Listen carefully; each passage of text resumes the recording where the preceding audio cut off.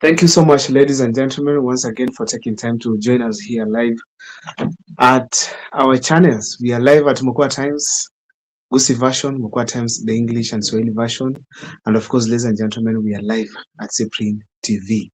Now, on this particular video here, we want to discuss on the rallies that were conducted during this particular weekend. Actually, starting on Thursday all the way to Sunday. Big and massive rallies. Ladies and gentlemen, does this mark the beginning of the official campaigns in the country? Because we saw a lot that was happening. Rigathi Gachagua visited the Rift Valley. Edwin Sifuna went to Luo Nyanza, to be specific, Homa Bay County. William Ruto went to Bungoma County. And of course, Dr. King Fred Matiang'i was in Narok and of course, Kipsigis land, that is Bomet. Ladies and gentlemen, a lot really happened. And that's what I want us to share here on this particular platform. But before we proceed, if you want to join us on this platform here, my number is 0740506234, where you can be able to call us, first of all. If you call on WhatsApp, I'll pick your number and I'll answer your call, we share. But if you don't want to call, you can still join us, appear on the screen just like many others do, by sending me the word join on WhatsApp.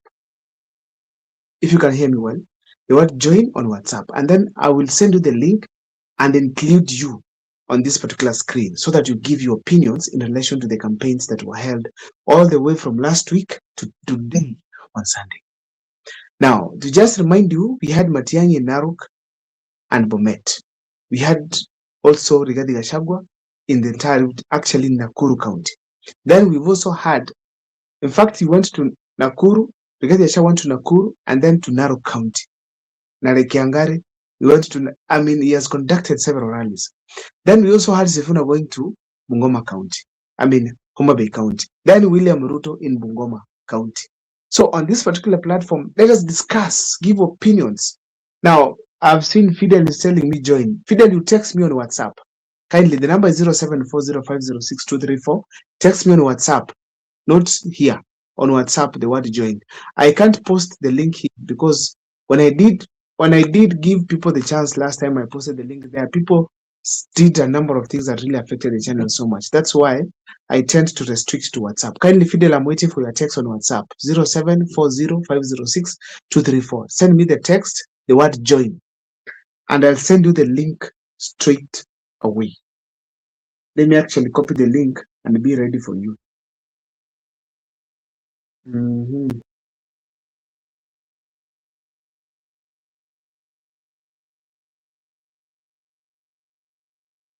Yes, the link is here.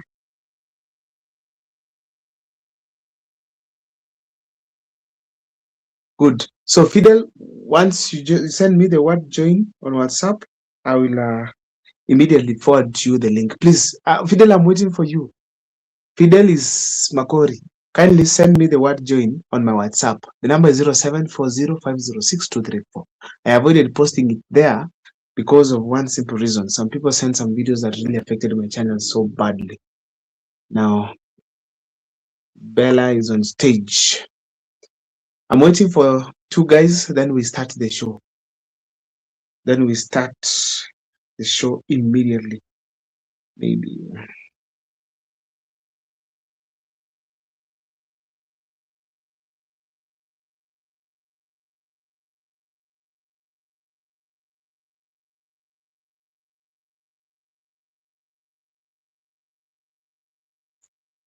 Yes. Send me the word join on the WhatsApp 0740506234, and then I will also send you the link so that you join us on this particular platform. So just to give a hint on what happened, Rigathi Gachagua was in Nakuru County. He went to Naivasha, Gilgil, Free Area, Kaptembwa. He was also in Nakuru CBD. Then he went to Molo, Elbagon, Njoro. Then Rigathi Gachagua proceeded to Narok County. We saw him at Nere Kiangari. Ladies and gentlemen, he is now doing serious rallies. Does this mark the beginning of the official campaigns? Apart from that, William Ruto went to Western Kenya, and actually, to be specific, it was at Bungoma County. For those who followed what he did there, what do you think is happening in Western? And then Matiang'i was at Narok County. After Narok, he went to Bomet, where he was literally not allowed to address the crowd. Ladies and gentlemen, we also had Sifuna now today with the entire Linda Mwananchi team or brigade in Homa Bay County. No matter the threats, they still managed to enter Homa Bay County. Ladies and gentlemen, what does this mean for this country? What did you learn from this campaign? Starting from Rigiji, Matiang'i, Ruto, then Sifuna. What was your takeaway? My number is 0740506234. Just text me the word join on WhatsApp. And then I'll be able I will be able to send you the link so that we now discuss.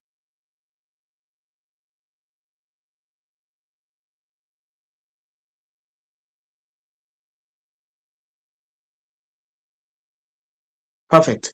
Then we discuss on what transpired. So Fidelis, I'm waiting for you to send me the text on WhatsApp. I don't know why you haven't sent.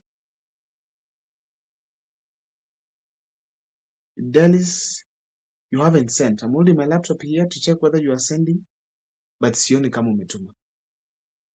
Sioni kama umetuma. For those who want to join us so that we discuss on what transpired over the weekend, the number is 0740506234. Now, Bella, are you there?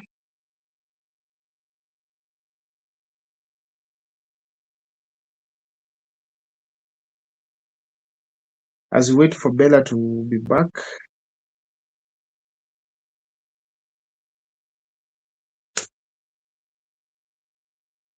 Okay. If you want to join us live, just text me the word join on WhatsApp and I'll send you so that we get to discuss what did you learn from the rallies that we had across the country, starting from Rigiji in Nakuru County. For those who don't know, in Nakuru County at Kaptemba, Rigiji's vehicles were hit by goons, badly destroyed.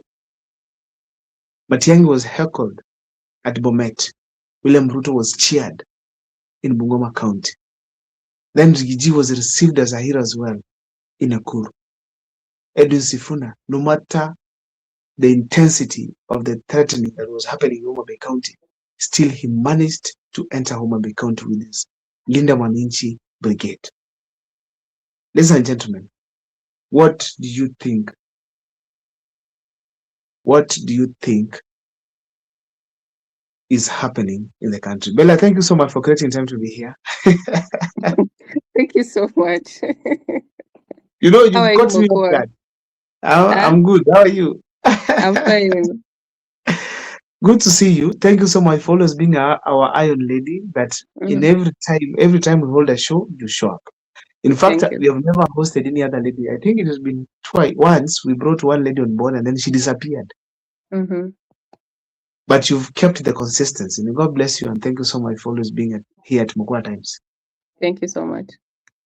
Now, the discussion today is very clear. I know you took your time to watch what happened in Nakuru with Gachagua, what happened in Narok with Gachagua, what happened with Ruto in Bungoma County. What's that one?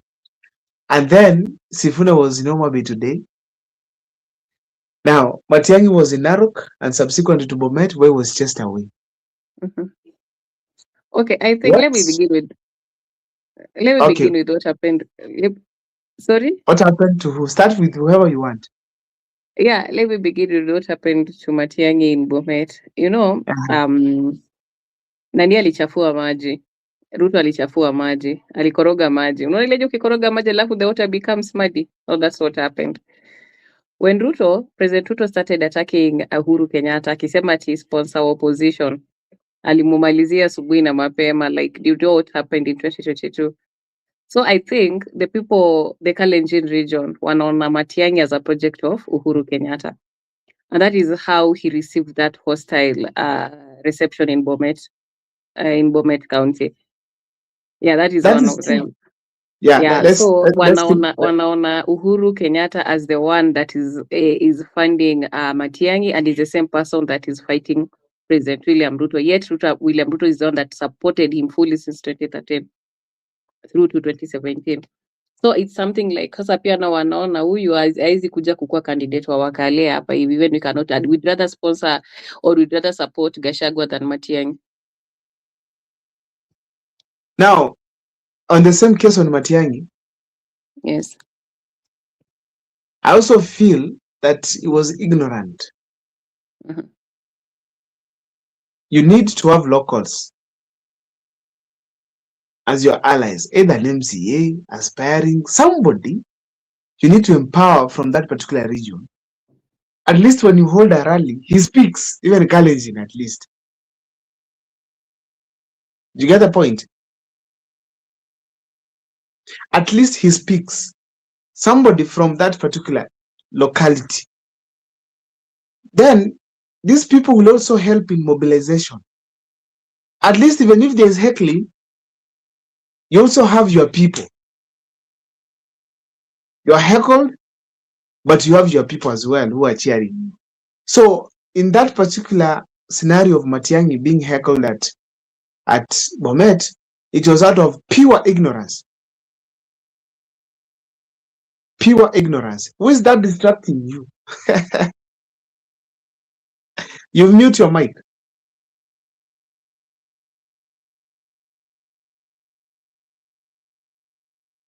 Bella, we can't hear you. No, let's wait for Bella to come back. But before she comes back, somebody sent me the word join. That is Fidelis. I thought you were serious. Thought you were serious to send me on WhatsApp so that I send you the link. When I say send me the link on WhatsApp, then the word join on WhatsApp, then you text after giving the instructions. Then I wait for you, you don't, meaning you're not serious. Now, ladies and gentlemen, you've heard what happened to Matiang'i. What do you think happened to Matiang'i? Where did he go wrong? Where did he go wrong that he was heckled? He did not have even a single person cheering him. On the comment section, share with me. That was at Bomet. But as you look at that incident in Bomet, what do you think about Narok County? What do you think about Narok County?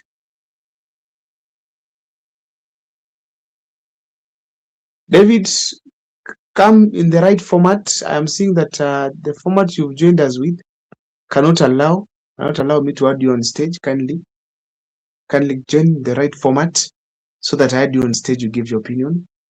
I'm trying to add you, but I can't see whether it's possible.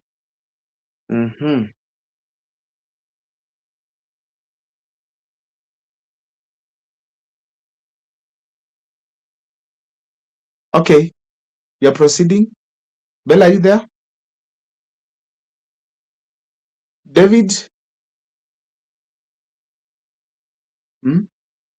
What do you think happened? Where did Matiang'i go wrong that he was not actually allowed to speak?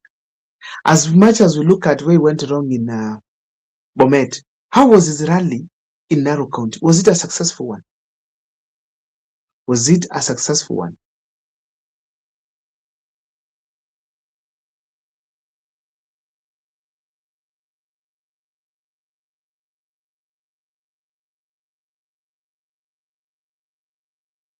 Was it a successful one? My number is 0740506234. You can send me the word join on WhatsApp, and then I'll be able to send you the link so that you join us here, and then we get to discuss. Apart from that, you can also text at the comment section, and then I'll be able to read your comments, all of them actually, before the show ends.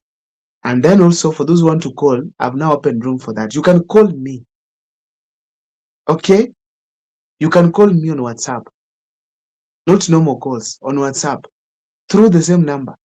Then we also share your opinions here. My name is Abel Mukwa. This is Mukwa Times. Of course, thank you. Let me first send the link here.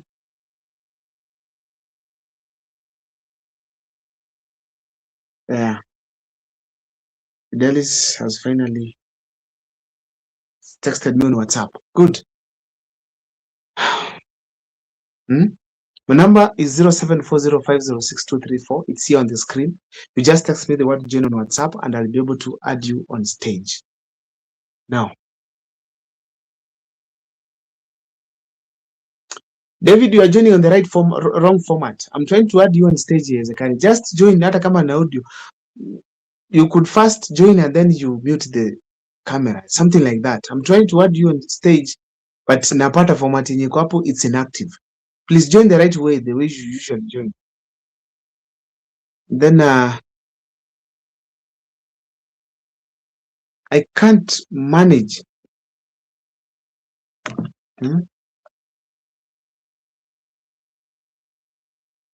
David, join me with the right format of your gadget. Now, I think when I send you the link, just click on the link to directly ask me to add you on stage. And then I will add you on stage.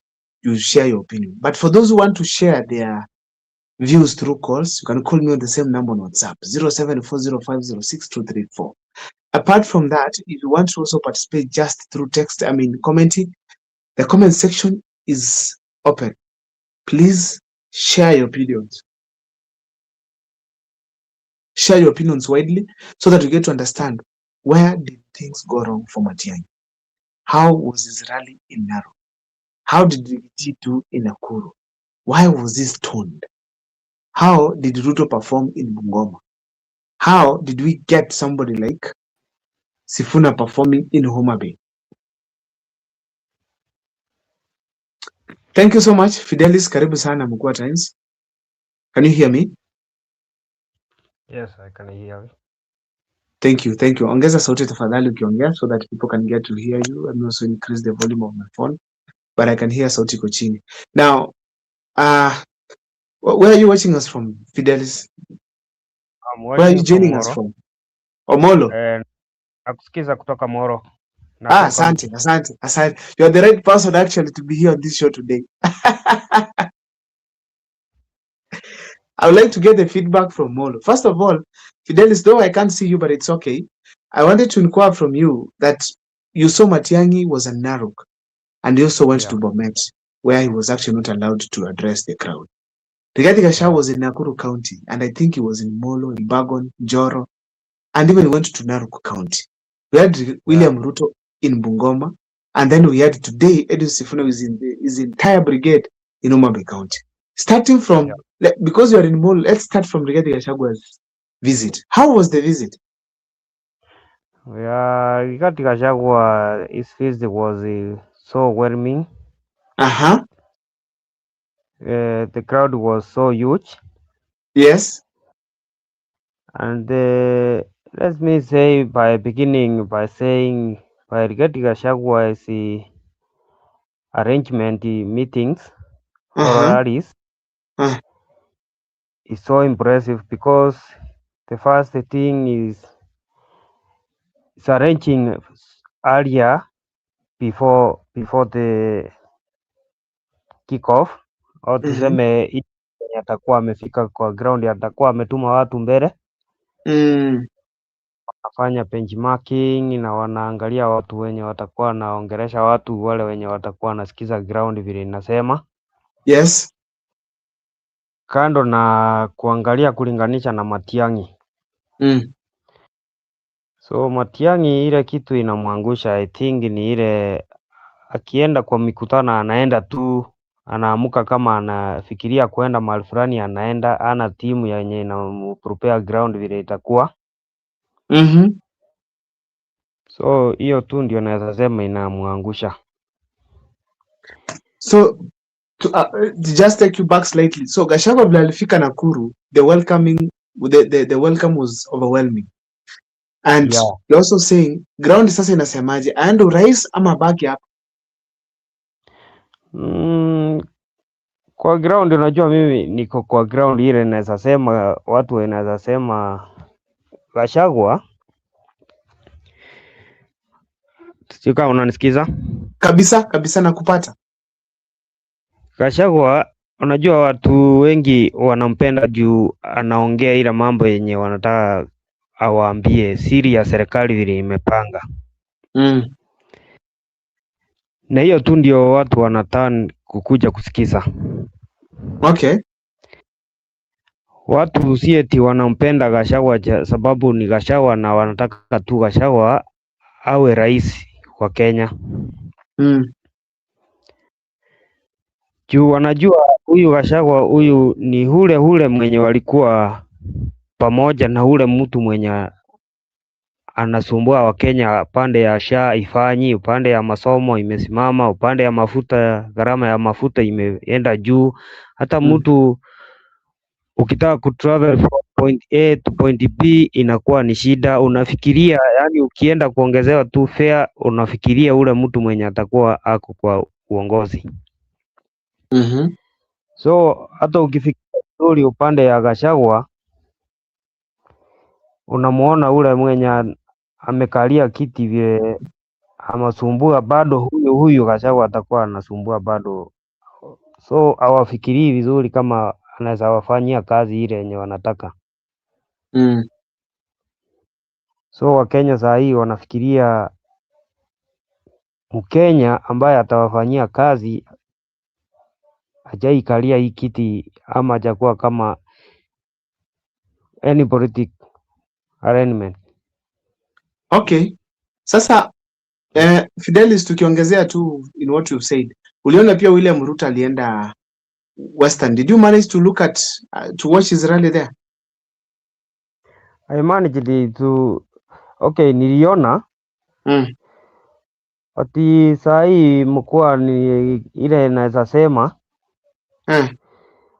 najua watu saa hii Wakenya wamerefuka. Ile kitu wanakuja kuangalia sana sana mikutano ya rais ambaye akihudhuria ni pesa. Watu wanajua saa hii wako njaa mbaya sana. So wakisikia ya mlengo ya rais ametuma watu wake ama yeye mwenyewe anataka watu wakuje kwa hiyo mkutano, lazima watu wakuje hapo na lazima wanajua kuna kura hapo. So ile kitu ukiona watu wakiwa wamejaa hapo ni pesa imewaleta hapo wakule. So tuseme Ruto ana support Bungoma vile tuliona watu wamejaa hapo. Sidhani kama kuna support ile yenye watakuja kumpigia kura hapo, ni pesa tu wana. Okay. Yeah. And by the way, and I really agree with what Fidelis is saying. People in Bungoma are sifunated. So utapata maybe the people that they were mobilized to come in support of course, unajua the person who usually mobilizes people in Bungoma is none other than Didmas Baraza. And then the governor. The governor too is ako kwa mrengo ya the one that is affiliated to the government, you see? Yes. So you can expect a huge mobilization of people wakikuja kwa hiyo mkutano. Unajua of course wakienda kwa mkutano hawezi toka bure. Yeah, so lazima atoe kitu. Oh, exactly. Lazima watu watoke. Si tulisema tuwezi zika ndovu na pembe. Tunangoa pembe kwanza alafu tunazika ndovu. So that is a slogan that I think Kenyan people have agreed with it. Unakula lakini unajua ni wapi. You remember women in Olkalau walikuwa wanaimba ati Mushina mbele. What were they singing? Mushina. Let me sing for you the song. Tunasonga tunasonga na Mushina tunasonga mbele. You can imagine. So I think hiyo kronejiko Bungoma it was mobilized, alafu pia people walikuwa wanajua tukienda after all, tukienda kwa mkutano tuwezi toka bure. So what you do, you have to go there, ikifika jioni unatuma 50 bob kwa pay bill. Bana, you collect money from Ruto, you send to? Exactly. So Bungoma locked. Mko sure? Yeah, Bungoma is locked. But Bungoma has been different, you know? Let me tell you, Bungoma has been different previously. Like you can see, for example, when Vihiga and Kakamega, they were voting as a block in support of ODM, Bungoma was supporting the government. You see? So this time around, they have their own, who is Sifuna. And you know, Sifuna is being supported by even the people from Kakamega County, and you have the Osotsi mwenye ameshikilia Vihiga County. You see? Actually, so it's a good strategy. And Sifuna has a massive support. Actually, I had the same thing. People are saying that Bukusus, they only deviate when they don't have a Bukusu. Yes, exactly. It's true. So now that Sifuna is a Bukusu, they're likely to align. with the rest of the Exactly. Western Kenya region. Exactly. Mm-hmm. Now, let's go to their visit to Homa Bay County. Mm-hmm. Did you guys Yeah, manage to okay. see what happened there? Uh-huh. Okay, I didn't expect such crowds. That was okay. Walijaribu sana, being a home turf of Gladys Wanga, who is a UDA crusader, who is a pro-government crusader or broad-based and whatever. But I think despite the threats zenye walikuwa wanapatiwa, watu walijitokeza, yes, but pia ulikuwa unaona wakipita mahali. You can remember the way Sifuna alikuwa anaingia, was it in Kitale town and in Bungoma town, like the people who are wenye walikuwa wamejipanga kwa barabara, they were really waiting for Sifuna. They could join in the movement, alafu wafanye nini, alafu wanamfuata. But you can see, like, for example, in Homa Bay town, I think the broad-based people or the broad-based supporters walikuwa wanaangalia tu, wakipita wanaangalia tu, and then wanapita wakienda. Hatu kuona, unajua kuna ile unaweza sema like the crowd is charged, wana wave, they wanafuata magari mkienda, you see. But that it is what it is. Tunaweza sema tu still ODM hiyo ya broad-based is still has an influence in Homa Bay County. And maybe what Peter Kaluma said, mtu akijaribu kusema one term, And what did nae? Exactly. That was so insensitive. Even people maybe feared. Yes. That was so bad. Like, a member of parliament, you know, there's something I'm learning from the ODM people. Mm-hmm. If they could have been, let me say, given power, there's a behavior we could have seen ambayo hatungeamini. Yeah. Because are you seeing how Kaluma is talking? That if you say anything to do with one term, people to deal with you, and he's saying that publicly. Yeah. Na hapo hawajapewa kitu, ni ministerial positions tu. That was very bad. So I think there's a lot of carelessness from government. But either way, no matter the threats, still these people went there. Now, when it comes to Rigiji, Bella, I wanted to get your opinion. What did you learn from Rigathi Gachagwa's visit to Nakuru County and Narok? Okay, honestly speaking, nilisikia tu alikuwa sijui gari yake ilikuwa stoned, and then he blamed it on Arama. I don't know. Yeah, he blamed it on Arama. Yeah. His vehicle was stoned at Kaptembwa, and Arama has also responded. Arama has responded on the same. That happened, but either way, the rallies for Rigiji were the most successful. Honestly speaking, sijafuatilia hiyo. Properly mobilized. In Nakuru town, CBD, it was full.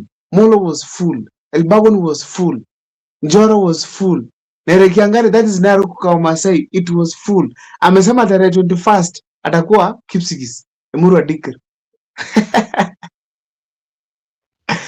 Do you think Rigiji is going to leave this thing? Ama ataingia kwa ballot?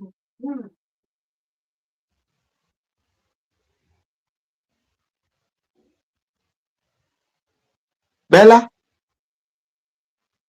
Now, Fidelis. Yes. Share your opinion in relation to Sifuna's visit to Homa Bay. Okay, upande wa Homa Bay. Inaona Sifuna ile crowd amepata ni crowd yenye nasema ni ile yake yenye angepata wale wa supporters wa ODM since amesafu as SG wa ODM. Na ukiona hawa watu vile walikuwa wanamsupport ni hawa tu juu. Ukiangalia upande ya Gladys Wanga kama governor wa Homa Bay, mtu angemoprize ya watu wasitokee vile hiyo tumeona hiyo crowd yenye Sifuna amepata kwa leo. But kama angekuwa mtu alikuwa serious, alikuwa asimamishe hii mkutano ya Sifuna, asihudhurie mkutano wa Homa Bay. Juu hata yeye mwenyewe tuliona akiwa outside county yake. Juu hata angekuwa kwa karibu angemoprize ya watu wasitokeze kabisa. Tulisikia kutoka nani alikuwa radio akiojiwa Babu Owino Okay. alisema kutakuwa na goons wametolewa Nairobi wakikuja eti kusimamisha hiyo Linda Mwananchi zifanye mkutano. But hiyo kulingana na ile nimeona leo, sidhani kama hao Wajaluo watakuja kusupport broad-based. Ni ngumu. Finally ni ngumu, sababu hata kulingana na rais venye anaongea, hata hiyo matamshi yake eti watu wenye walikuwa wanamsumbua walikuwa nafaa sufuria amewashughulikia. Sidhani kama hiyo itakuja kufurahisha Wajaluo finally wampigie kura. Wenye walikuwa wanavaa sufuria. Upande kulingana na maoni yangu vile ninaweza sema nikiwa nimeanza kufuatilia mambo na siasa. Wajaluo ni wachanja sana, wanaweza kuimbia wakudanzie, dakika ya mwisho hawatakupea ile yenye wanakupromise ukiona wakikudanzia. Lakini hawashindi Wakikuyu. Hawashindi Wakikuyu. Hawashindi Wakikuyu ni yani continue. So hapo ni ngumu sana huyu rais apate kura zenye ana expect na watu wenye watakuwa na mkambenia ni ngumu sana. Unaona rais mwenyewe hata yeye ni mchanja, anacheza na watu sana psychology. Unaona Gladys Wanga amemwekea huyu governor alikuwa wa Nairobi, alikuwa anaitwa Kidero. Sini atakuja kusimama na UDA. Kumaanisha hata Wanga mwenyewe hatakuwa na sei, ni vile tu anataka kumtumia kwa wakati huu. Mbona atumii kama Kidero? Hujamuona kwa hii question ya kusimamisha mkutano kama Linda Mwananchi, aambie Kidero simamisha hawa watu. Juu anajua Kidero is the person atakuja kumsimamisha hapo, hata nataka kumchafulia jina saa hii. So mtu kama huyu mwenye anatumia saa hii, ukiona mtu mwenye Ruto anamtumia saa hii, I think ni vile tu anataka kummalizia, akuje kummaliza kisiasa, asikue kama anakuja kumsumbua. Yeah. And then another thing with the Luo community. Unajua the Luos, they usually go to the ballot when they have their own. That is when Raila Odinga was now like vying for the president. At least ungeona a huge turn up. Lakini you can see right now they don't have a candidate from Luo Nyanza especially. So be rest assured kwamba there will be voter apathy. That is number one. When watasema why should I go to the ballot? That is number one.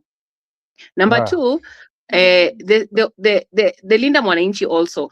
Like unajua kuna wale watu wangesema wanapatia Ruto kura like yani kiujumla, yani wanampatia kwa kikapu moja, but you can imagine sasa Linda Mwananchi yenye imeenda huko Luo Nyanza, wenye there's a faction that supported Raila, they don't resonate well with the broad-based government, so they find solace in Linda Mwananchi, unaona. So don't expect all the Luo votes to go to Ruto come 2027. It has split na kutakuwa na voter apathy. That's what I think. Yeah. So what Linda Mwananchi did today, it was something like it was commendable. It was commendable what they did today, and uko tu tutaingia pole tu tunaingia. Yeah. And they're going to make moves, serious moves. Watu wasifuna mtatuonyesha mambo. After mmeshaenda kila mahali, what next? Bado tunaendelea tu, wewe usijali, mambo inapangwa polepole. Wewe tulia. Sio hata ulituambia Matiang'i campaign inaanza hivi karibuni. Sasa yako tunangoja pia. Now, Kalonzo is nowhere to be seen. Yeah, as usual. Everyone was busy except Kalonzo. Kalonzo anaenda kwa makanisa. Kwa makanisa hapo utapata tu umesikia wao amepeana speech, kama leo sijui nimeona alikuwa kwa kanisa gani, he was giving out a speech condemning President Ruto for attacking Uhuru Kenyatta. Hiyo tu ndiye anajua. Very lazy.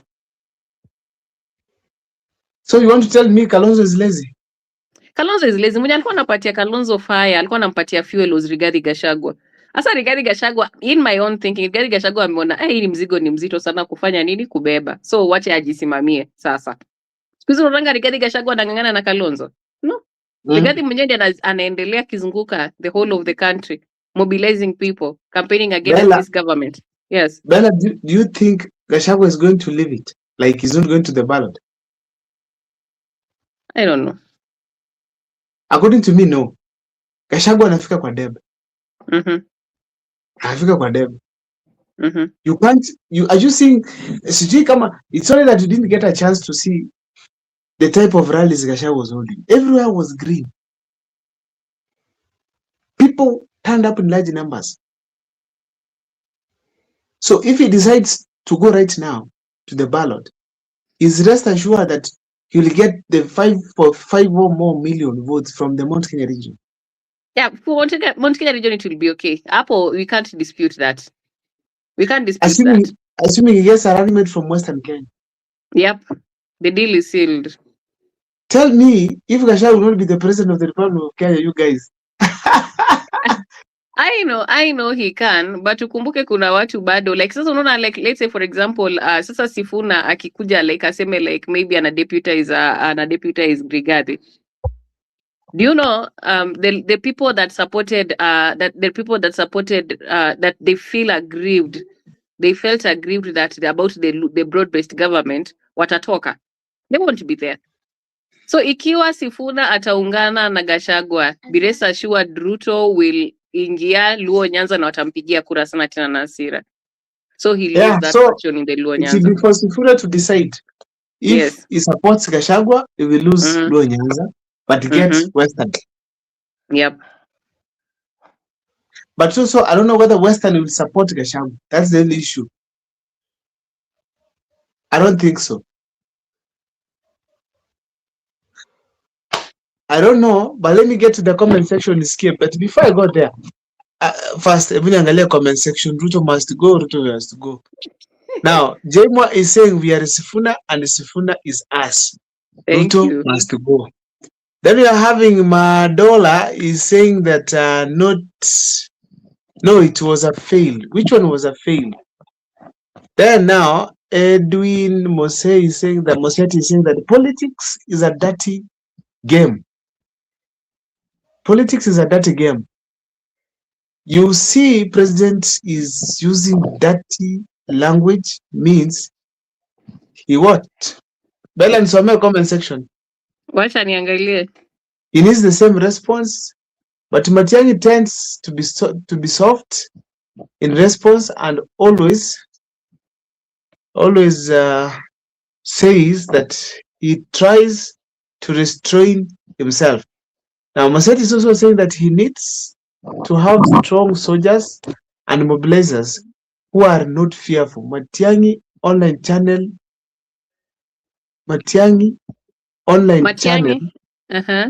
On social media is very low. Moso in live streaming, unlike other person live streaming alerts is very many. So someone next comment. My eyes are the next comment by Ajma 1982. Kenya will be better under Sifuna, and then Edwin Moseti again. Sound system is very poor. So whoever can reach the campaign strategist, tell them to uplift the ground mobilization, sound system, live streaming, introduction of leadership in convoy and time management. And then there's that Peter Nyerere 3562 says add me.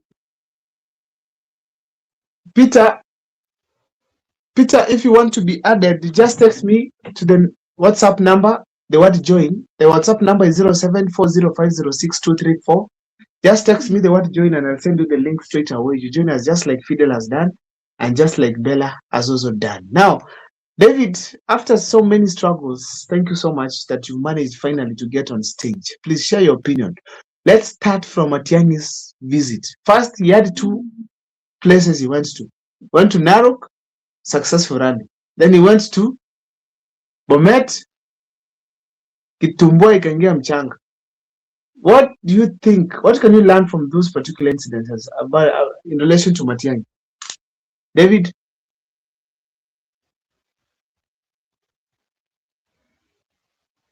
Now David has disappeared again. Now.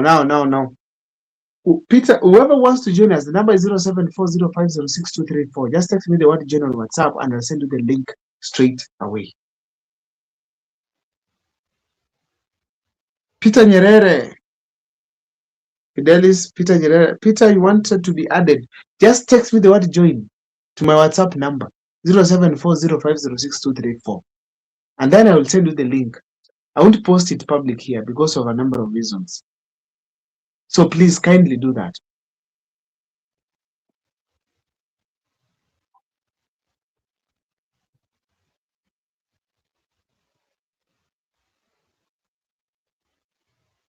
Kindly do that. Now, Fidelis, oh, you're back.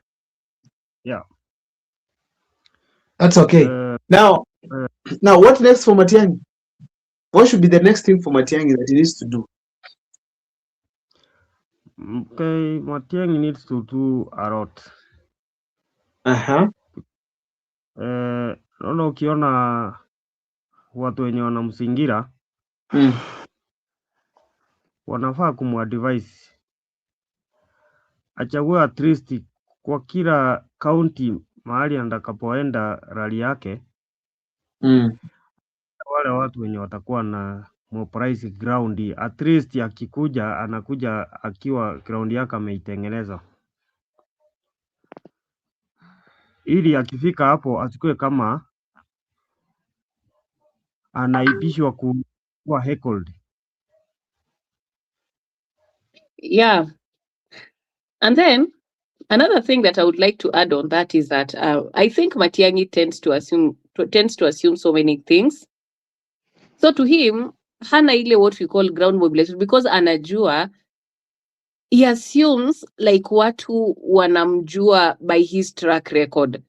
So akienda mahali, he expects people wamchangamkie, you know? Yeah. And that is not the case. Politics need ground mobilization. So I think that is what he tends to assume. Kabisa nafikiria tu ataenda any part of this country, akienda huko watu watakuja pamoja wamsikilize because alifanya ABC and D na wakati alikuwa interior, wakati alikuwa minister for communication, wakati alikuwa minister for education. But that's not the case. There's a difference between being a technocrat and being a politician. Now you can imagine this is a top seat that he is going for. Alafu he doesn't come out in that the political charisma that he's supposed to show people, the appeal, the mobilization. So kama angekuwa mtu mwenye angekuwa, I can remember the way Raila used to do his politics. Raila angekuja a place like Kitale and he could note the elders from Endebess, elders from Kapkoi, elders from Cherengani, atawajua by name. And that is how Raila used to, yani really bonde watu walikuwa anajua. But sasa ile ya Chuma Chenga anakuja mahali, like, and expect people will cheer him because of his track record. Being a technocrat is totally different from being a politician. And that is something that he's supposed to know. And that is why you see why he was heckled in Bomet. Alienda tu kwa expect watu watamchaku kwa understand ground inasema aje. Unaona kama mtu kama Rigathi Gachagua. Rigathi Gachagua akona watu mpaka akona ground mpaka uko Emurua Dikir. Unaona candidate wake alipata kura ngapi? 10,000. Wenye alimfuata zile alikuwa na 17,000. Look at what happened in Olkalau. Mtu wa UD akapata 5,000. Mtu wa DCP akapata 35,000. 40,000 ama zile ilikuwa ni ngapi? So Gachagua akona watu kwa ground kila mahali. Akona watu kwa ground kila mahali. And that is what Matiang'i needs to emulate. Kabla anze campaign ya kuzuka from this to avoid some embarrassments. Unajua vitu kama hizo sasa zinamwondolea bonga points. Na kuongeza na hapo pera vile umeongeza hivyo. Unajua naye Matiang'i ajue hata kama wako na Rigathi Gachagua unajua anatoka Mlima Kenya. Na Gachagua hataki huyu Matiang'i shine apite chama yake juu chama ya DCP ndio anataka iongewe, yani ikuwe kama hiyo ndio ina shine kutoka Mlima Kenya, of which anataka kumaliza chama ya Jubilee kabisa. Sasa uliona Ole Karau hakupata hata kura, sinakaribia hata ile yenye inakuja kama chama yenye ishaongoza kutoka hiyo mlima. So ajue hata Gachagua mwenyewe anamkura kichini chini, ajue venye atachi na yeye kivyake wakutane debe wakiwa wamekuarushana, naye ajue ni kura anatafuta, asikuwe mtu anakaa soft hivyo. Yeah. It's and then another thing that I noted in Nakuru town, I don't know if terming Arama as a UDM mall, I don't know. Sijui, I don't know if it was appropriate to say so ama amepata intel kwamba Arama ni mall, or maybe Rigathi Gachagua wants to finish Jubilee Nakuru because ameona Arama amekita mizizi. I don't know. I'm yet to understand.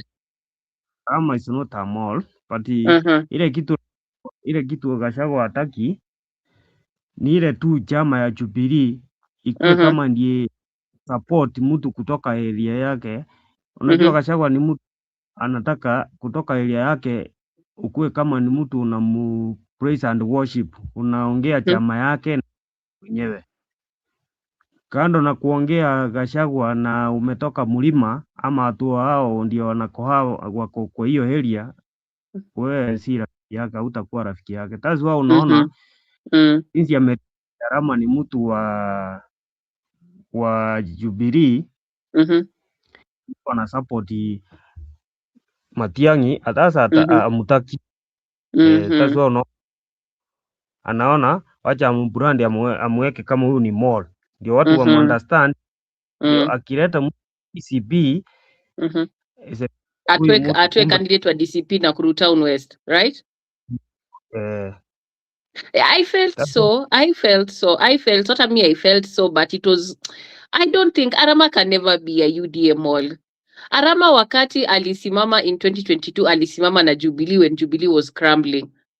Na kashinda UDA candidate. Anaenda fourth term ama fifth term, whatever. He has been a steady guy mwenye akona msimamo yake na Jubilee, but amekonga navigate through. Arama is a friend of mine, and I don't want to speak about him because people might say it's because he's a friend. Tutashuka, tunaongoja line sana. David, thank you so much for being patient. Karibu sana. Please give... Utatukaribisha kwa show. Unajua mgeni akiingia kwanza unamkaribisha. So David, karibu sana. David, good to see you. Good to see you here today. KK yako. KK, thank you. How are you, KK? I'm good. Yeah, thank you so much. Peter, thank you for the first time you've joined us here. Karibu sana. Thank you very much. Now, I don't know whether I should start with KK. No, KK tulia kidogo. KK mwenyeji. Acha mgeni wa kwanza ni David. David, karibu sana. Please talk to us. David, let's start from Matiang'i. What was your take from his rallies? Tewe, si unajua nimesumbuka sana kuingia. Nini imekuwa nini? Ilikuwa shida ilikuwa yako. Ilikuwa yangu, nilijua mahali ilikuwa lakini nimeelectrify. Sasa topic ilikuwa nini? Unafuatilia. Now, this was the topic. We had rallies across the country. Tulikuwa na rally ya Matiang'i, Narok, all the way to Bomet. We had Gachagua in the Rift Valley, Narok and Nakuru County. We had William Ruto in Bungoma County. Edwin Sifuna today in Homa Bay County.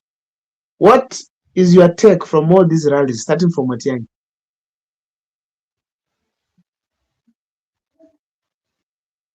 David, are you there? Oh, I'm a mute.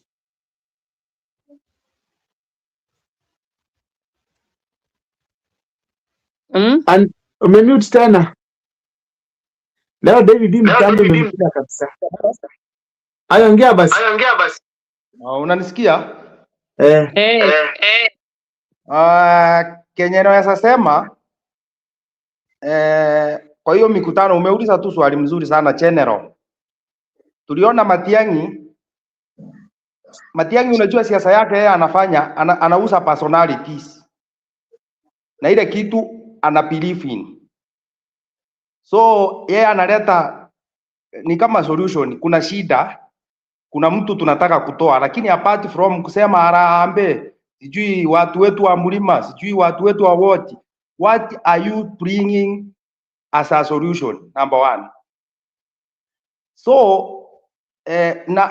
najaribu kuunderstand Matiang'i sababu yeye hata anakiri kwamba hawezi shika mic aanze kutusi lies kufanya nini. So yeye anajaribu kusema my personality ni hii, nimeifanya hii, nifanye hii, na niliwahi fanya hii. So na ndio uliona wakati alienda Bomet. Hello? Yeah. Wakati alienda Bomet alikuwa echoed, lakini hakukuwa na furugu yoyote. Si yeye alisongeza gari yake akaelekea Narok. Haya, Rais Ruto huko Bungoma alikuwa anajaribu kuongea, wakasema Sifuna. Si unaona alisonga akaenda. So kuna problem ya Sifuna na kuenda Luo Nyasa. Mimi sasa nasema ile kitu iko kwa ground. Gachagua anasema mtu yoyote Mkikuyu achiunge na chama ya DCP ndio wakue kama community. Unaona mahali shida inatokea? Lakini ukiangalia Sifuna, yeye anataka kutengeneza fukufuku ya national. Sasa hao watu tulikuwa wafuasi wa Raila. Tukijaribu kuangalia Sifuna anatuambia yeye ni mwanafunzi wa Raila, lakini hakuna siku Pauline Njoroge aliwahi tuunga mkono kama watu wa Raila, ichapokuwa hii walifanya protest. Unaona? Hakuna siku. Sasa yeye ameweka wale watu ameweka kwa chikoni ni wale quote tunasema walikuwa adui wa papa. Unaona hii vitu ziko chini. Sifuna anapigwa huko Luo Nyasa sababu inaaminika kwamba bado sababu Luo Nyasa quote wanasema Kikuyus bado hawajasolve beef yao. So the moment Kikuyus anajaribu kuingia ndani, wanaona wanajaribu kurepel, na ndio itakuwa ngumu sana Sifuna kuinherit ile constituency za papa sababu Kikuyu factor, na hiyo ndio inaleta shida. Hata unakumbuka wakati Chensipadi kuna kitu aliposti wakasema asijaribu kukanyaga Homa Bay, na ukweli walikuwa na minute. Chensipadi angekanyaga Homa Bay alikuwa target, so hakuenda. So hiyo siasa ikikuja, uliona Gachagua mimi na mprem sababu as long as unapeleka candidate wako kuuza. Unaona kama Matiang'i alienda Narok, si alikuwa na candidate wake wa Jubilee hapo. Kwa hiyo constituency kuna candidate, kuna sitting MP hapo. Hakumpangia votes. Kwa nini? Yeye hakuji kusema eti nimeleta huyu kabila yangu na chama yangu lazima ingie. Aliingia Nakuru West. Akasema Arama aende asiende. So mimi ni sitting MP, umeleta candidate wako, ambapo ukifuata historia ya Arama amekuwa na competitors. Walimwekea wa UDA, kwanza kulikuwa na ODM. 2013 kulikuwa na ODM. Karibu anyanganywe ticket lakini akashinda na ODM. 2017 akaenda na Jubilee. Akashinda. Haya, 2022 walimwekea candidate wa UDA na Gachagua ndiye alikuwa na lead campaign atoe Arama, lakini hakumanage kumtoa. So hii 2020 ile kitu Gachagua anaamini yeye, sababu huko Nakuru kuna Wakikuyu, anaenda anaambia Wakikuyu msichague huyu ni Mkisii. Unaona watu wenye wana reason, huyu ni tribe nyingine msimchague. That is a dangerous politics. Na ndio maana sasa ikiwa ndio tupone, Gachagua anafaa kuachwa kando. Unajua yeye Wakikuyu waamue, si eti Gachagua ndiye ako na kura zao kwa mfuko. Wakitaka wao wamfuate, wakitaka wao waungane, lakini tusitumie mtu mmoja David, ngoja nimalize. Tusitumie mtu mmoja kama Gachagua tuseme asikikuyu general. So kama Gachagua yeye ndiye anapiga siasa ya ukabila, tusiangalie Wakikuyu kama wao wote ni wakabila. ikifika ni wakati wa parrot kuchagua mtu, wao si wako na nini? Uhuru si aliwaambia wachague Raila, wakachagua the contract. Kwa hivyo hata Gachagua anaweza waambia wachague yeye ana keep in mind wachague contract. So apige siasa. This is my point. To just avoid repetition. What I wanted you to comment on, it's on Gachagua's trip or maybe visit to Nakuru County. What did you learn from there that is positive? Before we go to the negative part, what did you learn from there? From the campaigns, from the crowds? Wacheza na wenyeji hapa. Kwani umekuja hivi ulikuwa unafikiri kwa wapi? So please give your opinion. I'm a mute. Tani mwani mute kwa sababu nilimute juu ina repeat. Go ahead. Okay, nilijaribu kukupea nini yani kama nimejaribu kugusia scenario ya watu wote, sio president na watu wote. So kwa ujumla ile kitu nililani huko Nakuru West, nianza huko kwa Gachagua. Gachagua anafaa ku strategize venye anauza candidate wake. Tunaelewa kwamba hata yeye ako na chama anataka kuuza ikuwe strong. Lakini hata Arama alisema mimi sitakaa chini uniletee mtu wakuja kunitoa kwa kiti. Lazima na mimi unipate kwa ground. At the end wana Nakuru West ndio wataamua ni nani watachagua. Kama utanishinda, lakini utakuja kwa constituency yangu kukuja kusema eti Arama aende asiende. Na the big question yenye niliuliza, niliona interview ya Arama kama uliona, alisema Gachagua hiyo siwezi substantiate sababu sijui kama alikuwa anaongea ukweli ama huo. Eti Gachagua alimpigia kumwambia utajua wa Kikuyu ni akina nani. Hiyo that is dangerous. Kama ukweli alimpigia kumwambia hivyo sababu hatuwezi substantiate, that is a dangerous statement. Kuambia kiongozi eti utajua wa Kikuyu ni akina nani. Na unajua Nakuru West, si wewe unakaa Nakuru unajua. Nakuru West ni chami yenye hadi constituency yenye iko fani sababu ni ni mchanganyiko ya kabila. So it's not a dominance of Kikuyu. Yani wewe sema Kikuyu ni wengi. Kuna Wajaruo wa Kisii, kuna Waluya kidogo, kuna Wakale. So unaona ni mchanganyiko. Na yeye akasema sisi hapa hatujui ukabila. Kuna hata Wakikuyu wananipigia kura kulingana na venye nawasaidia. Na ile kitu ili play the Lord ni kiti ya governorship. Unajua hii ringi yote inakuja. Arama ana support Susan Kihika. Na Rigathi hataki Susan Kihika. Unaona mahali shida tena inakuja. Sababu Arama yeye anasema mimi sioni ubaya wa Susan Kihika sababu nikumpelekea shida zangu tunasolve kama viongozi. Hiyo wakati ikifika mimi nitamsupport hata kama niko Jubilee. So hiyo maneno ya Moi. Unaona? So lazima mjue mahali shida iko. So anaona ni Moi ya Ruto. Ndio maana hiyo Moi ya Ruto inakujia hapo ukiconnect the dot. Sababu yeye alisema mimi Susan Kihika ana support Kihika. So hapo ndio inatokea kwa Moi. Moi wa nini? Sasa hiyo maneno ya Moi inakujia hapo. So unaona? Sasa tupige siasa. Now, let's proceed. Peter. Na kike leo ongei. Kike acha tulie kidogo. Peter, karibu sana. Asante. Mimi yangu. Ni machache. Nilikuwa naongea juu ya huyu mwenzangu hapa amesema juu ya Gachagua. Okay. To my side kwa vile namefuatilia siasa sana, naona mwelekeo tunaelekea si mzuri vile, as long as maoni watu yanatoa, more especially former vice president anadunisha watu wengine vibaya sana. Yeye anaonelea labda peke yake Kenya hii ni yeye peke yake yuko. And yeye naona ni yeye, it should be heard only him. And that's what we don't want.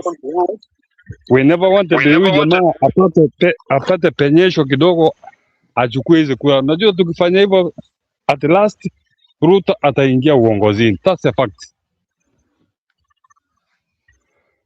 Hata mkiangalia vile tumeanza kupigana hapa pale, huyu anarusha kurusha huko ndo kunaleta maneno. Sio kama mpaka kufika hapo umeshayapata hayo maneno vile Anton Kibage ndio usikia vile anarusha. Haya, unaona huyu mjumbe wa Nakuru huyu anaitwa huyu mlikuwa mnasema saa hii? Arama. Arama. Unaona vile anashambulia Arama for no good reason. Okay, we don't know whether there is the truth behind it. Lakini the fact that ile kitu alikuwa sema ni mall ya Ruto.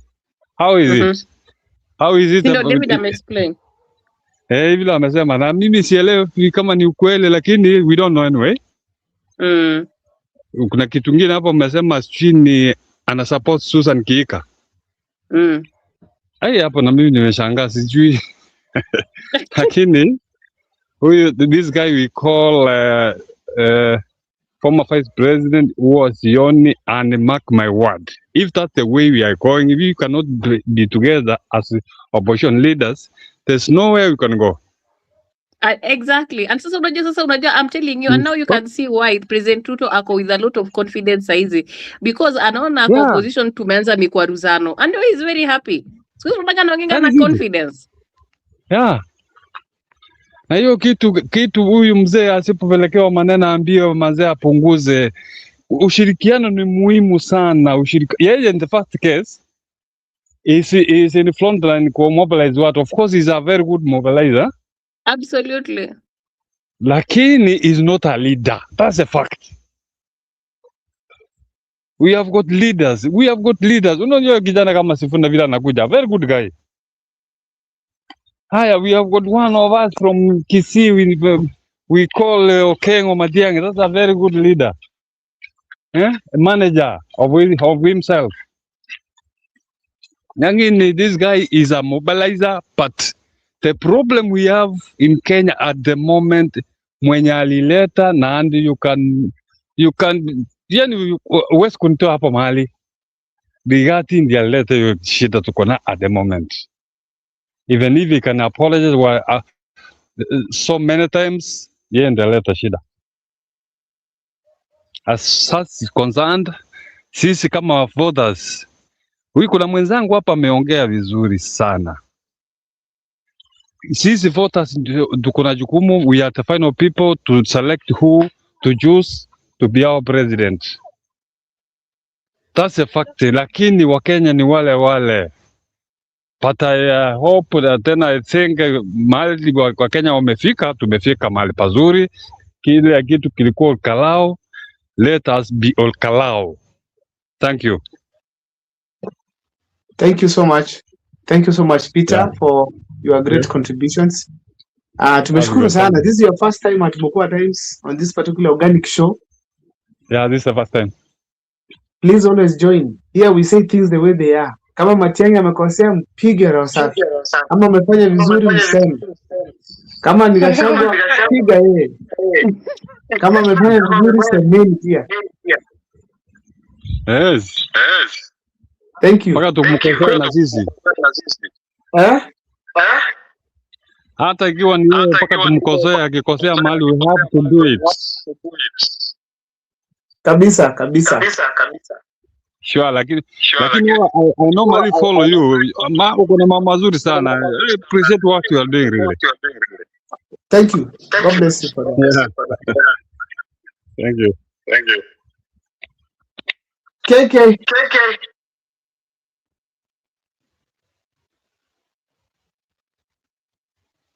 Umemute. Ndio umenimute. Nilikumute. Kumekuwa na echoes mingi, marudio ya sauti. So I was trying to find where. True. Yeah, so go ahead. Thank you so much for taking time to be here today, KK. Yeah, thank you so much. Tangu Muraguri akose kwa show, you know it's the same. Kanguvu kanaisha tu. Huh? But anyway, things are not bad. Things are mambo najipanga. I can see Gachagua is getting stronger and stronger by day. Sifuna the same. David, I'm muting you because echo inatoka kwako. Kindly ukianza kuongea nitakuwa mute. Okay, tuendelee KK. Yeah. Sifuna the same, yeah. But again, what I've realized about this country called Kenya. Kuna watu, wacha niseme in quotes, kuna watu, even if God poured rain of wisdom, they'll still cover themselves with an umbrella. That's a fact. na hiyo kitu nimeiangalia leo kwa hiyo mkutano ya Sifuna huko pande ya nini? Pande ya Homa Bay. Na hiyo kitu nimeianalyze na nikaona it's not about Sifuna. It's not now, imefika mahali sasa si Sifuna anymore. It is about jealousness. The Luo nation is jealous. It's not about Sifuna or any Kikuyu. Sijui kuna someone was trying to say ati sijui kulikuwa na Mkikuyu amesimama hapo na wakati wa Kikuyu alikuwa na wakati Uhuru alikuwa anapatia nani nafasi Raila. I didn't hear them talk bad about Kikuyus. Right now is because Sifuna is vying for the presidency na hawana mtu. Na kuna kauchungu na kawivu. There is this jealousy thing, because I would even see them looking at Sifuna with macho ya wivu. Alafu imagine wako kwa barabara, instead even of waving, like wanasimama tu kama post. Wivu, because how is it this son from Mulembe today, he is the next big thing. Alafu, another thing, they cannot remember the same people, the Luhya nation, that forever they have been supporting Baba for the past 20 years. Iyo hawakumbuki. That is what pains me, by the way. Because wivu huwa inafunga watu macho. Sasa wivu ndio inatokota. So wakati nani kulikuwa na nini, kulikuwa na hiyo after hiyo nini Bungoma rally yenye nani alikuwa na Trans Nzoia and Bungoma. So people from the Luo Nyanza were telling Babu awachane na Sifuna arudi kwa ODM. Why? Sifuna has always defended Raila. That one lady who I heard you guys talking about, huyu anaweza zuia nini? And who is she, by the way?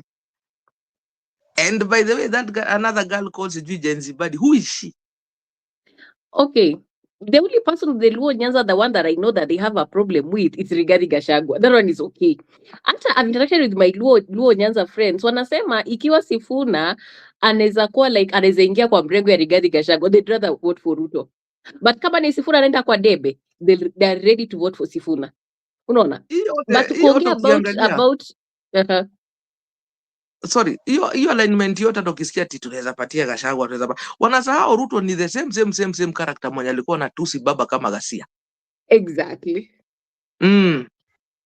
So ni mchawi muganga. Ni alisafirisha Baba kwenda huko. Watu wa kubebea masufuria kwa kichwa. Right now wanapatiwa mpaka evidence venye Baba alisafirishwa, but hawaoni, wanaona tu Gachagua. No wonder kuna maendeleo.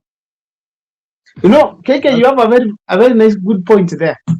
Do you know that Gachagua will not lose anything in 2027, whether he supports or goes to the ballot? True. Whether William Ruto wins or loses, Gachagua will not lose anything. Nothing. Politically. Nothing. Yeah, obvious. So this is one man people must handle with a lot of care. Yeah, because Gachagua is assured objective. Out of the 10 Mount Kenya counties, is expecting to get at least 7. True. Members of parliament I am Kweli. David, I mute na kumute unatoa your echo, kuna echo inatoka kusaidi yako. Then when we talk about the members of parliament, Esha will pick a number of them from the Mount Kenya region. I'm not talking about the rest of the country, Mount Kenya region. Na hata And ujaongea he's sasa, also na organized, ujaongea sasa nje kama Narok, Masai, wapi lazima atapata. and he's also organized, and he has some targeted areas. Emurua Dikir, Masai True. is going to Narok North. The Kajiado Mau, Satan, Kajiado will be having this guy in Gogoyo. the Mau, I get this. yeah. Yeah, he's having through Malala. He will get a, if not an MP, MCS from Western Kenya, because he already has one.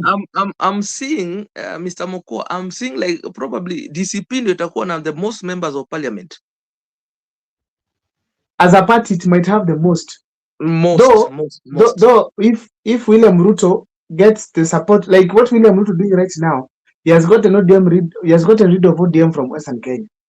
So if Na pia an Western MP Kenya does not go imetoka. to, And if also an MP, forgetting Western Kenya pia imetoka, Kisii ilitoka, Ukambani pia ilitoka. no, I am saying this. If William Ruto does not get, I mean, if like now we agree that William Ruto has replaced UDA with ODM in Western Kenya. So if it happens that Sifuna or opposition does not win a seat, then it's won by UDA. You get the argument? Yeah, I get the argument, yeah. He has given the option, either UDA or opposition, not ODM. When we go to the coastal region, yeah, he's not slowly sweeping. Not ODM, true. Yeah, he's slowly sweeping, also bringing the UDA party as an option in the coastal region. Anataka kumaliza ODM completely. Yes. So if it's not UDA, then ODM can be able to. Anataka UDA ichukue zile strongholds zilikuwa za baba zote. In Rift Valley, William Ruto will get almost 100% of the members of parliament. I'm talking about Kalenjin land. So William Ruto can also pick a number of MPs to parliament. And so we cannot change. underrate that. For opposition, do not overrate. I'm not overrating. This is what I'm saying. Because usiniambia tena atachukua 100% in Kalenjin. No. Anaweza. Sijasema atachukua, but anaweza. Anaweza. It's a struggle. It's a struggle, but anaweza. So let us give him the best. Like let's assume that he has won in the Kalenjin land. So if he gets 40 from the Kalenjin land, add the coastal ones through Akinali, Hassan Joho and the staff, a few from Western Kenya.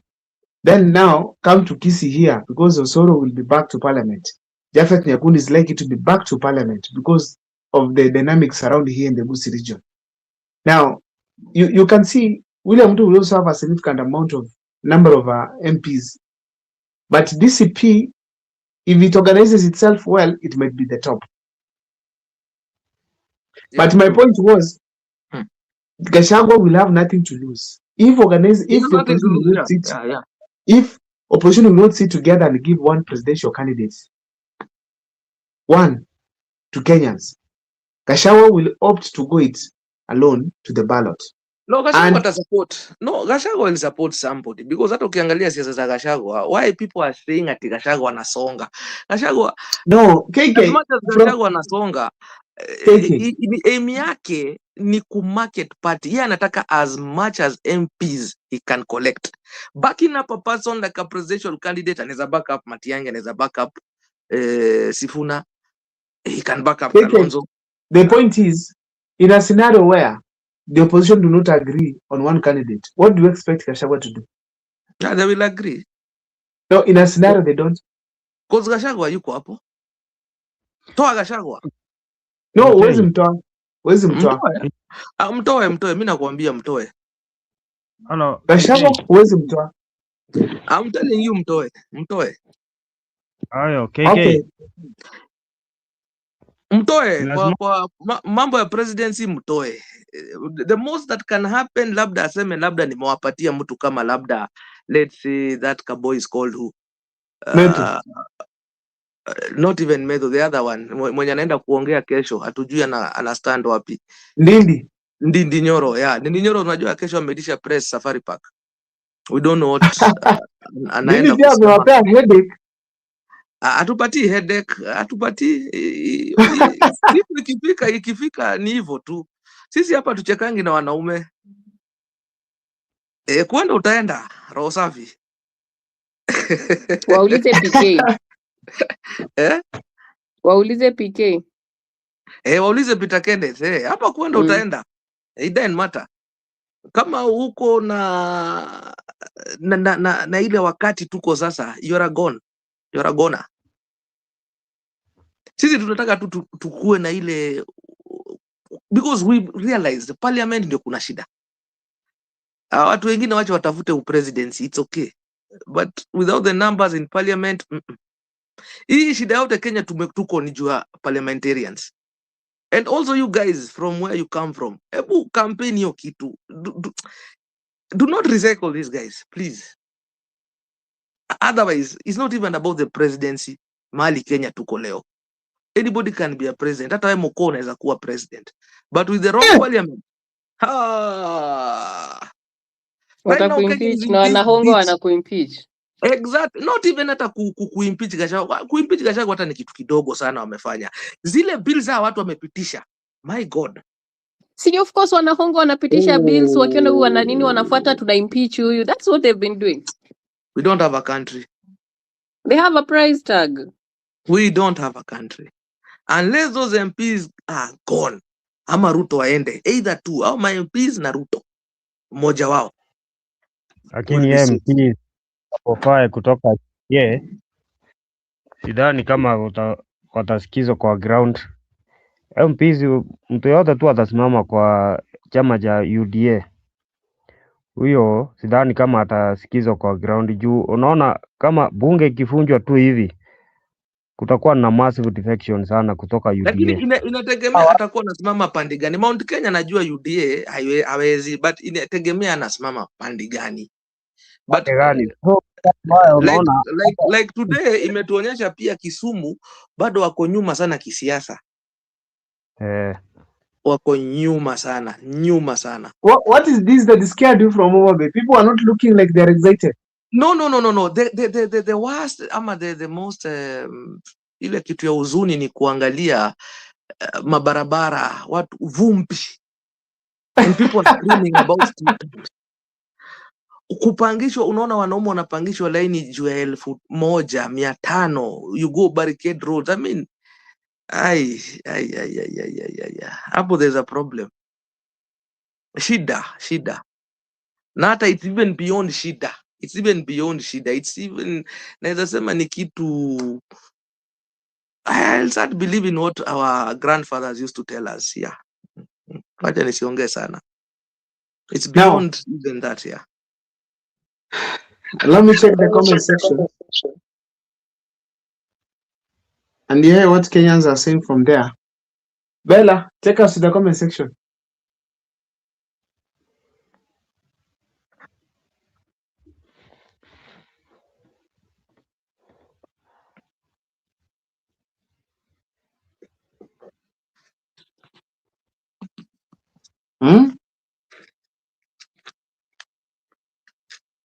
But Wasifuna, you guys are giving up.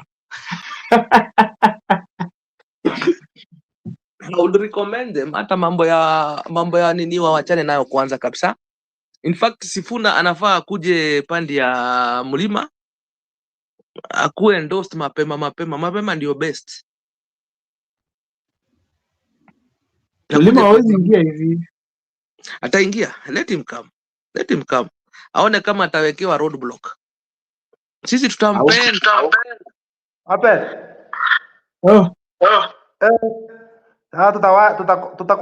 Nitakuwa nikisikiza na YouTube. Kwa nini? Inaonekana utaanza kupea mtu kila time yake. Mtu akimaliza 5 minutes anashuka, mwingine anapanda. Hakuna shida, ukitaka kuongea usiniambia mapema, ongea tusikie. Ulimute. Nilikumute because today there's a problem with your side. Mtu anaongea akijisikia from your Kuna side. echo. That's when you can mute. There's a lot of echo from your side. Mpaka sasa hivi iko. Iko. Naongea alafu najisikia side yako. Sijui basi kuna problem. So That's why nilikuwa nimute. kuna kabla hujasoma hizo message kuna point nahitaji kurahara education asma tuaso tusiende kubeba mawe kutupa mawe. So kuna point yenye KK amesema, you know, lazima tujiangalie sisi. Unajua unaambiwa kabla hujatoa kipanzi kwa jicho la mwenzako, toa kwanza yenye iko kwa nini yako. Boriti. Mimi ni mwanafunzi wa historia. Wakati tulikuwa tunapata freedom, baba ya Raila alikuwa somebody mwenye alikuwa na roho, akasema I need Kenyatta out, tuchukue serikali alafu tuchipange. So hii maneno anasema ya usaliti, tukisoma historia vizuri, wao wanafiri wamesalitiwa. Hata KK kwa roho yake ukimuuliza kwa nini anachukia Ruto, ni sababu ya impeachment ya Gachagua. You know, lazima tuongee ukweli ndio tupone. Uongo. Let me prosecute my case. You will counter it later. Kama Gachagua, sababu sisi tulikuwa tunasupport Raila. Hao wabunge unasema tuchague, si nyinyi ndio mlisema ni UDA mkachagua watu wote. Sasa hivi wacha nikuulize sitakubali uendelee. The reason why we don't agree with Ruto is because what Gachagua just said the other day, the 42 masomo hizo vitu zote. That is why we disagree with. Ni sawa, wajapo unasema na protect mimi kuwa nimaliza point yangu juu nataka kushuka. So wakati walichukua serikali, Gachagua alikuwa anatuambia eti unaenda kuandamana, sababu tulikuwa tunaandamana 2023, maisha ilikuwa juu. Unajua sisi tulikuwa opposition na tumeumia sana. Alisema kwani unaenda kuchokoza askari, unafikiria hiyo bunduki yako nayo ni viazi anaweza kukutupia? Akisomea Raila Amolo Odinga. Unajua lazima tuambiane mahali makosa ilifanyika ndio tuweze kuhili, tusonge pamoja. So wakati anasema eti wao wataangalia wale viongozi wanachagua. Wacha nikupe example moja ya hapa Kiambu. Wamatangi inasemekana chini amefanyia wana Kiambu kazi. Alafu yeye anataka kuleta, sababu Wamatangi hajatangaza anataka kuingia DCP, amemletea candidate. Na huyo candidate hata ukiuliza KK anamjua ama amjui, watamchagua sababu hako DCP. Na watawacha Wamatangi na ukweli amefanyia wananchi. Ona Irungu Kang'ata alituambia ameingia ile outfit anaona iko national, linda mwananchi. Wakati aliambiwa wacha kierere, usilete kierere hapa, alienda kusalimiana na Wamunyoro. So mimi I don't agree with the kind venye Wajaruo wanafanya Teruo Fero wanafanya siasa yao, lakini na wao wanafiri sasa kama Gachagua aliambia Kang'ata usilete kierere hapa, na wao wanaambia Sifuna basi usilete kierere hapa, na sisi tuna support. Sasa hiyo ndio siasa yenye Gachagua yeye akiambia asilete kierere hakuna makosa, lakini Sifuna akiambiwa wewe umetoka basi hapa Ruo Nyanza na wewe usilete kierere hapa ni two term. So siasa inakuwa hivyo. So in my mind mimi ile kitu naona hatuwezi jisaidia kama wananchi kama hatutatafuta kiongozi mwenye anaweza fanya kazi. Saa hii as long as tunasabikia mtu, unajua hata kupea kazi ama nini, lakini akinyorosa institution sikue sawa, utasaidika. Na ule mtu ameproof weta amwakisi weta nini, mimi nimeisupport Raila and I'm not a Luo, sababu naona Kenya amefanya. Ule mtu saa hii ako na potential ya kunyorosa institution ni Matiang'i. Matiang'i akijiondoa kwa opposition na Sifuna atoke, Gachagua hakuna mahali wataenda, ni meli tasama. So yeye ataenda achague atapata ma MP si ndio walimuimbichi na alikuwa anawapigia kampeni wakiwa UDA. Bado watamgeuka sababu kama ule alichaguliwa ule Karau akipewa 10 milioni anaambiwa wewe pika hivi ama utoke, sababu power ikisift upate Kindiki ndiye yako hapo, wote wataenda kwa Kindiki. So hii maneno anatuambia after 2027 atujui kama Gachagua pata ata control mlima. Unajua Gachagua ana control mlima sababu ya emotion. Anawapea hope atatoa Ruto. Penye alifanya 2022 alikuwa anawapea hope ya kwamba sisi tunapiga against Raila. So you must learn the trend of politics. 2027 to 2032 politics itakuwa imechange. Ile kitu itatusaidia tuchague viongozi, na mtu kama amekuja kwa constituency ya mtu asikuje kuleta madarau. Mimi na support ya Rama, hata kama alipanga, wacha watu wapangiane, sababu wewe ukikuja kulitukana kwa constituency yangu lazima na mimi ni play venye najua. Na Gachagua na yeye mtu akikuja kumtusi mlima hivyo tu. That is the politics. Sawa. Ni sawa tu. Arama na Jubilee yake ni sawa tu. Na naona Matiang'i anazunguka tu pande ya Mount Kenya pia kitafuta kura. Sasa mimi sielewi what is happening. What is happening? Talk is talk. Mount Kenya ndio kuna kura bana. Sasa ninaona ndio nashangaa David anaongea mambo ya Rama amefanya vizuri kupiga Gachagua. Ni sawa anajaribu these people they've realized they are going. Na the only thing na ndio nasikia watu wanaitwa mall hapa because Rama whatever he did that was a cowardice movement. Kwa sababu anajua Gachagua akiingia ile territory akisema one tap kusha. So angeangoja Gachagua akuje afanye mkutano wake because Gachagua hakwenda kumtukana ama Gachagua alienda campaign. Rama akaona wacha haribu mkutano. Why? Na ako kwa Jubilee. Ngoja. KK. I'm an ardent follower of Mokwa Times and sijui kama ni Gusii version ama ni this one. When Mokwa had a one-on-one interview with Arama. Akasema they have spoken Arama mwenye alisema sijui ati ameongea na Rigathi ama inaota Mokwa. I think in one of your interviews with Arama wameongea na Rigathi Gachagua hata front candidate something like that. Hata front candidate wapi? Nakuru Town ama Mokwa ninaota Nakuru Town West. Oh, si kila mtu anaogopa kiti yake because they are seeing the DCP wave. That is exactly, I understand. Yes, that is like Arama alikuwa ameongea na Rigathi. So I'm like, sasa hii enmity imetokea wapi? So ndo David amekuja akasema the enmity that exists between imekuja coexist between Arama and Rigathi Gachagua, it's because Arama ana support Kihika. Kwa sababu yeye anasema akikuwa na shida anaenda kwa Kihika anamsaidia as a person, as a member of parliament. Na unajua sasa with Gachagua is an anti UDA, no, anti Kihika and the husband combined yote. So najiuliza, could this be the reason why Arama is being called a mole? So you're not supposed to have friends when you, like for example mimi nikuwe na friend wa UDA ananisaidia as a member, as a governor. So I'm not supposed kukua rafiki yake ama kumsupport kwa sababu ako kwa mrengo ya UDA. But, ama what is your take, KK? Okay, my take ni kidogo tu hivi. I mean Kihika is a corrupt Yes. governor. He's one of au ni wale watu tunafaa tuseme hawafai kuwa kwa uongozi.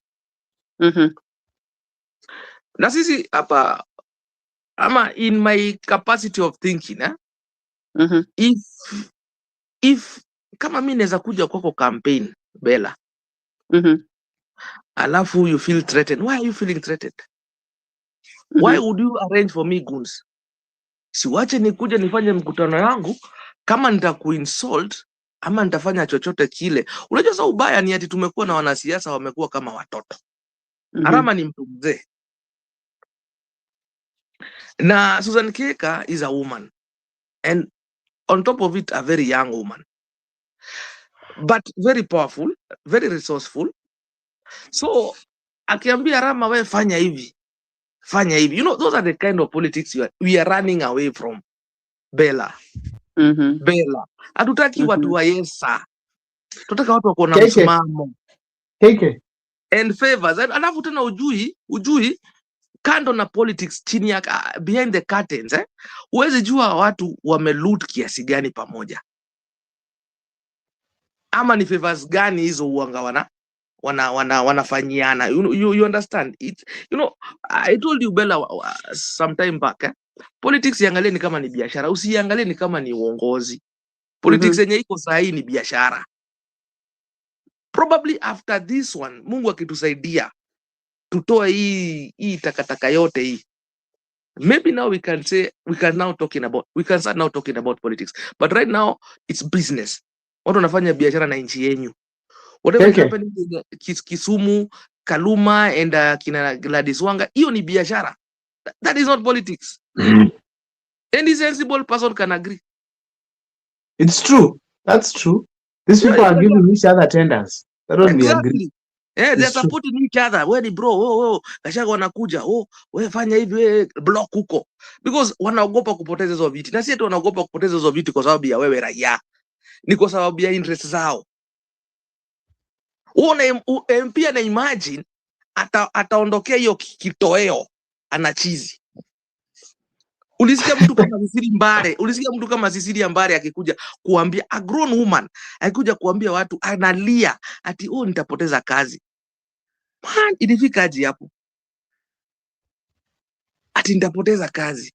Na ni kweli tunajua sasa nikiweka Cecilia Mbare ako na pesa mingi kushinda mpaka mshahara yake. But you are crying to the public utapoteza kazi. Si ni zile deals utapoteza. It's about the deals that you are about to lose. That is all. Unaona watu wanaenda cynic bazak, ni kama vichwa zao hazifanyi kazi. Watu wengi hapo hawajai handle 1 billion ndio wanaiona sasa Naruto anawamwagia. That is why unaona hata watu wengine wako na akili. Una imagine mtu kweli kichwa yake, like I used to imagine this guy. Lakini ile pesa bana jamaa amepata bana. Under your expenses, your county. Ukiangalia sasa kama kwenye kina Sifuna alikuwa anapitia kwa hizo barabara, ni vumbi. By the time I think wafike hiyo town, gari zao zote zilikuwa zinakaa brown. Mpaka nywele, mpaka macho, mpaka eyebrows.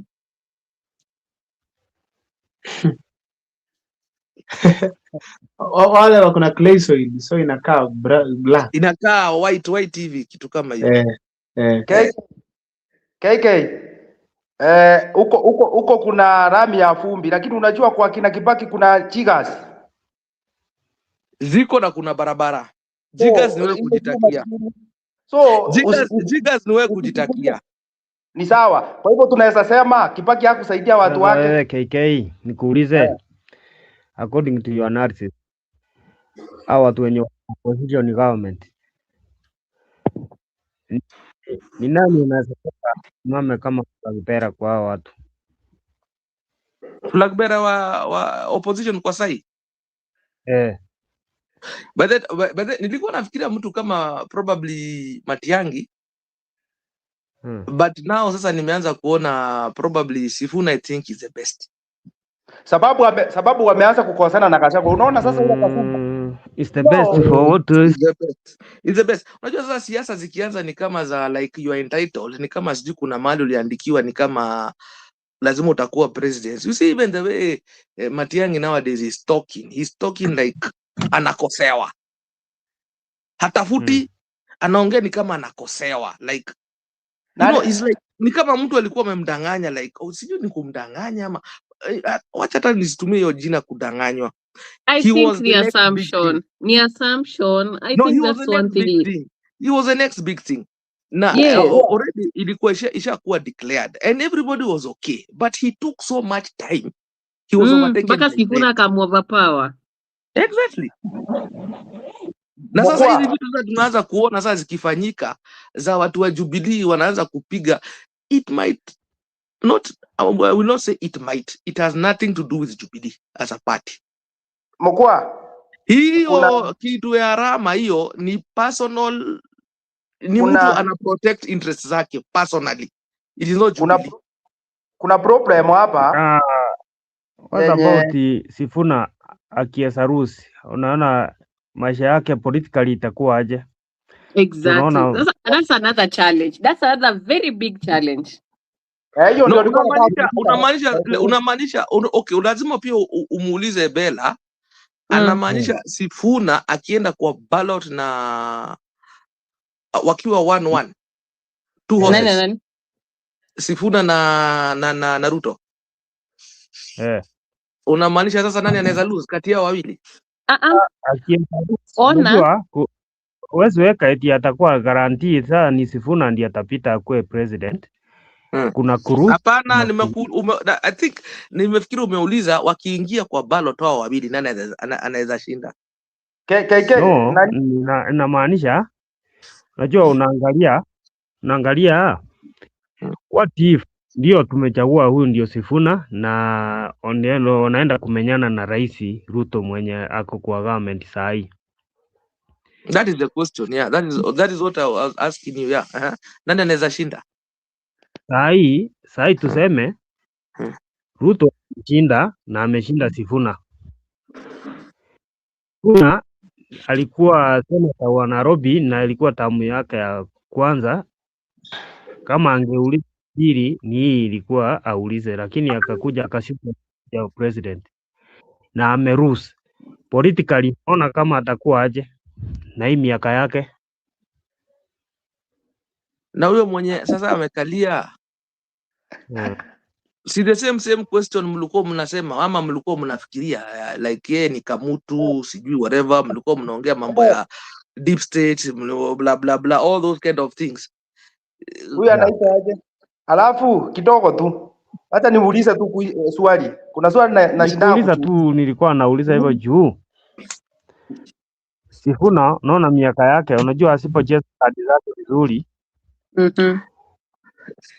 niko na confidence na Kenya unajaribu kusema if that is what you are saying like he can hold for Matiang'i, that is even my wish. Yes. I wish ama I will call it a wishful thinking. Anaweza hold kidogo Matiang'i ashikilia arudishe economy. Since ameonyeshana greatness na akae karibu na Matiang'i ama akuwe deputized. Yes. Ili hii perception ikuwe kama imewaingia wote wawili hao watu juu wako na leadership on it. One is a technocrat, another one is a mobilizer. Kidogo. Kuna kitu nilikuwa naongea na mimi hiyo combination, that's why nilikuwa nikitafuta combination ya watu wenye wanaweza simama Frank-Bera na deputy.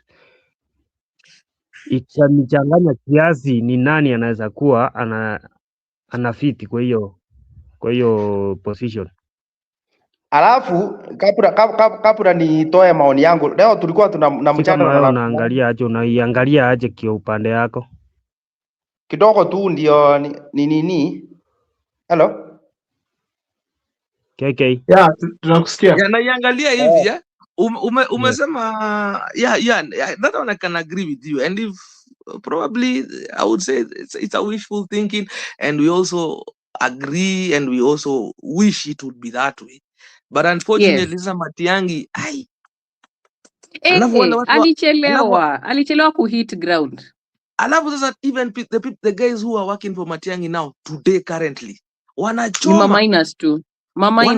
wanachomea mzae, because sahi naweza kuambia mtu kama Matiang'i sahi Mount Kenya alikuwa ameshika roho za watu 100%. Sahi leo 80. Akikuja akifanya kitu kingine tena zitashuka mpaka 60. Wacha nijibu hiyo.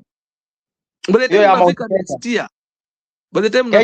Alafu Matiang'i hata waache kushinda akifanya campaign Mount Kenya. Mount Kenya amekubalika. Sifuna amekubalika Mount Kenya. Matiang'i ajaribu reach outside. Na anashindwa na huyu kijana anaitwa nani huyu Sifuna. Sifuna anamshinda. Haya. Sifuna akikanyanga Kisumu, unaona at least amekubalika. Despite kulikuwa na resistant. Despite there was resistant. This boy at least amefika Homa Bay. Hata Bomet akienda he'll not be heckled. That's one thing I know. Matiang'i akijaribu kwenda hiyo Homa Bay, nafikiria hata Nakuru haizi pita. Keke. Nakuru ako sawa. Ndio nasema pass Nakuru haezi pita. Okay. Kuna Pera. Yes. Kuna swali nimeizi kujiuliza. Unajua tuko kwa hii mess kwa sababu ya kitu moja. Na usiseme Gachagua. Sasa wewe mbona unaniattack? Na hata nikisema ni Gachagua si maoni yangu, mbona unasikia mbaya? Let me prosecute my case. So, nilikuwa najiuliza tuko kwa hii mess ni kwa sababu gani? Unaona? June 2050 Gen Z waliandamana. Haya, nani akakuwa huyu Kalonzo, na msidanganywe Gachagua atasupport Kalonzo. Na mtakuja kuona tu, ndio maana Kalonzo ako reluctant sababu Gachagua hataki ule mtu ako na personality.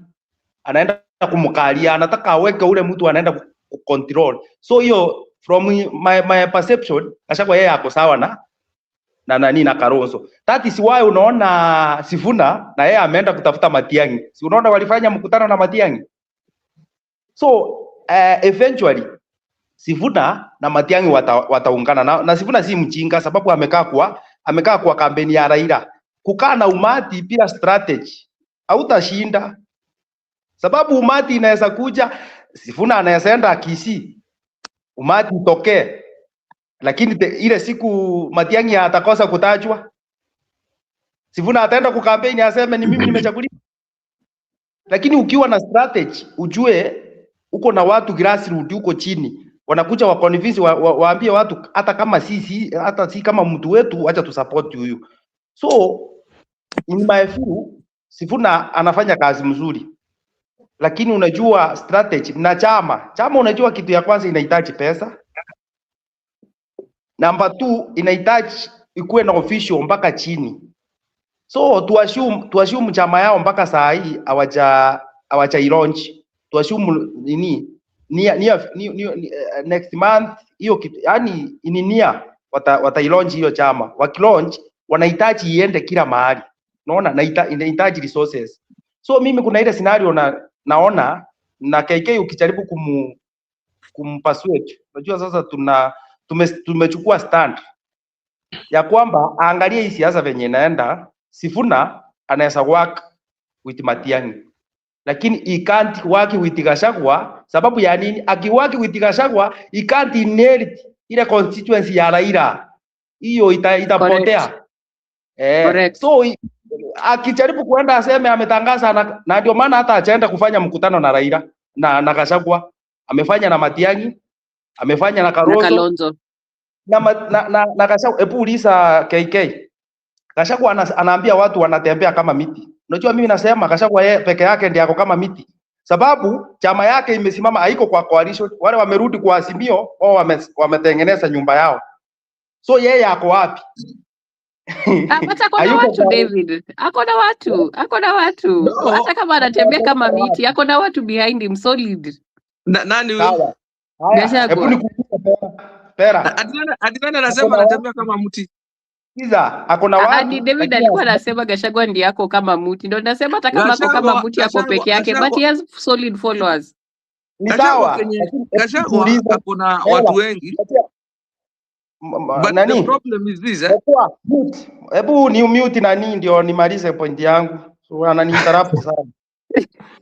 Hela, unajua kuna ile hakuna watu lakini hasimami kama presidential candidate. Na ukiona unajua Sifuna ni mjanja sababu anajua Waluya hawapigi pamoja. Kama saa hii Sifuna si mpukusu. Haya, Mudavadi si ni Maragoli. Wakati unasoma historia ya Maragoli na Mpukusu inaenda aje? Mpukusu kwa juu kuliko Maragoli. Mpukusu achawahi support Maragoli na Maragoli achawahi support Mpukusu. Unaona? Ndio Mpukusu kwa preparation Mpukusu ni ako juu. Hiyo najua ako juu lakini sasa hawajaipiga in block. Sasa kuna kitu unaona hii huyu Ndindi Nyoro wanadarau sababu siasa ni interest kama jamii. najaribu tu kupiga kama Ndindi Nyoro akiingia Linda Mwananchi, sababu achatangaza aingie Linda Mwananchi, alafu upate, unajua kuna ile regional balance, upate nini sasa. Western Bloc wamesema Matiang'i ndio presidential candidate, alafu wajaribu kuangalia sasa Central Bloc wachukue mtu kama Ndindi Nyoro. So nani KK atafuata Gachagua na wana running mate, na Ndindi Nyoro amepewa running mate. Hizo kura pera zitaenda aje? Sababu Ndindi Nyoro amefanya kazi kama MP, kazi yake inaonekana, na Matiang'i amefanya kazi. Sasa wameset hiyo youth. Sasa tukiona Ndindi Nyoro tunaona youth, tukiona Matiang'i tunaona mtu performer. So kura zita change, unaona, sababu Gachagua yeye ana push na DCP. Kama Ndindi Nyoro hata ingia DCP aende Linda Mwananchi, sababu ukiona venye amenyamaza kuna venye anapiga calculation saa. Wacha tusikie presa yake kesho. Kama hata ingia DCP sema yeye anaingia Linda Mwananchi ama arudi Jubilee, which is possible. Unajua kwa siasa ni interest. So unaweza kuwa yeye ameahidiwa kwamba wewe utafanywa kuwa deputy president, hata kama utapoteza in future utakuwa, sababu hakuna kiongozi mwingine. But akiingia na Jubilee sioni mali ataenda. As much as he wants to make a political statement, but sioni pali ataenda nayo. Ni example. Kuna distinct path. The path to presidency sio mingi, ni moja. Akili ujue bera tu, Yes. kuna kitu mnasema hapo. Hapo Kenya kuna timu mbili ambaye inasapotiwa na rais ambaye alistaafu Uhuru Kenyatta, na kuna timu ingine sasa inataka kuchimbuka ambaye ni ya Rigathi Gachagua. Sasa Rigathi Gachagua akuna ile tunaita, yani akuna nepotism, ile kuchipenda yeye mwenyewe, hataki kuangalia kitu ingine kwanza. So ndio unaona akona timu yake anataka kuitengeneza, inakuja kupinga rais ambaye alikuwa anataka akuja support mtu wake. So ndio unaona Gachagua on the other hand kwa presidency ana support Kalonzo ambaye amemuona huyu ni weak, amemuleta ndani ndio asionekane kama akutraipo, lakini amemsupport, najua atakuja kumcontrol vile anataka, ampe kitu fulani, mpe hii. So huyo mtu Uhuru unaona amenyamaza, hajaongea kitu yote. That's why unaona watu wa Uhuru wengi wenye wacha defect ni wale watu wa Uhuru mahali atakuja mama aseme ni route ni hii, au watu utaona wakimwaika hiyo route. Na ndio unaona hata Linda Mwananchi Uhuru, kuna mkono ya Uhuru hapo.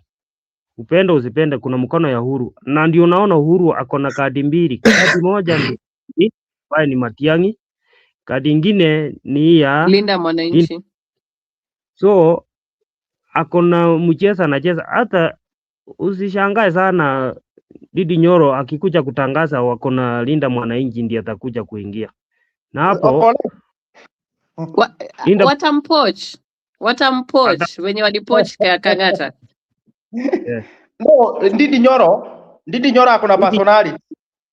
Kuna personality, atakuja hawezi enda kwa DCP, hiyo naye nakuhakikishia. Sasa kupata siti yake ya nini ya whatever huko penye nini anakwanga ni wapi hiyo constituency yake. Pera kidogo. I want to see what people are saying in the comment section, and then we will the show has gone, I think, for more than almost 2 hours. I want to just check what people are saying on the comment section, and then tutamaliza show, si ndio? Kabla utasoma nini? Ngoja David, just hold on a bit. Balance on the comment section. What are people saying? That time nikisoma mlisikia kweli ama ilikuwa muted?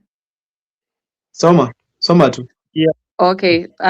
Nili hapo kwa Anthony Santozi amesema Rigiji tosha, and then we have Matt 1 anasema DCP cannot have the most MPs, no chance. Okay. And then there's another one known as Akon Stage, anaitwa Ajmwa 18. Kenya will be better under Sifuna. Okay. Now, what I want to tell you guys is that the path to presidency is through Uhuru Kenyatta, whether we like it or not. No wonder anakuwa attacked. Ruto became the president of the Republic of Kenya, courtesy of Uhuru Kenyatta. Since 2013, in fact, since 2002, since 2002, Uhuru Kenyatta has been determining who becomes the president. In 2002, Uhuru had to be at the ballot for Kibaki to be favored. In 2013, Uhuru Kenyatta was the president. Actually in 2007, Uhuru was the person controlling staff. In 2013, Uhuru Kenyatta was the president. In 2017, he was the president. And in 2022, he was behind William Ruto's winning, either through mistakes or through support. One of them. Now in Ndindi Nyoro, the guys you just mentioned, Ndindi Nyoro knows the path to presidency if he wants to be a president. But if he wants to be an MP, he also knows the path to an MP position. He just needs to be the Gachagua atakuwa MP. Yeah, exactly. But if he's going to the presidency, he knows he has to align himself to the path in which he can be able to be. Because presidency, it's not all about the people and the party. There's something else. If you listen to Winnie Odinga had an interview recently, and she said, Baba had everything except an extra power to make him president. Who knows that? Uhuru Kenyatta. William Ruto has a hint on that. That's why he knows that Uhuru Kenyatta is a dangerous man. Now, ladies and gentlemen, you have had a show of 1 hour 51 minutes. And I even can see the viewership is going down because people are getting tired. But we will have the same thing tomorrow. Here we're going to discuss more on what might have happened over the weekend. And also another emerging issues like now Ndindi Nyoro when he speaks tomorrow. I think we're going to have an extensive discussion on his message right here on this particular platform. This is the Organic Show for those who are watching us for the first time, and people say things the way they are. We don't filter. And for those who want to join us online, you just text us to the number 0740-506 on WhatsApp, the word join, and then I'll be able to send you the link. You join just like Bella, just like Fidelis, just like David, KK, and the others. I want to thank you, ladies and gentlemen, for always creating time to be here, joining us here on this discussion at the Organic Show. For those who are watching us from home, asanteni sana, Jmo and many others at the comment section, thank you so much for informing us more. Let's wait and see how things are going to unfold. Good night, everyone. Good night. Thank you.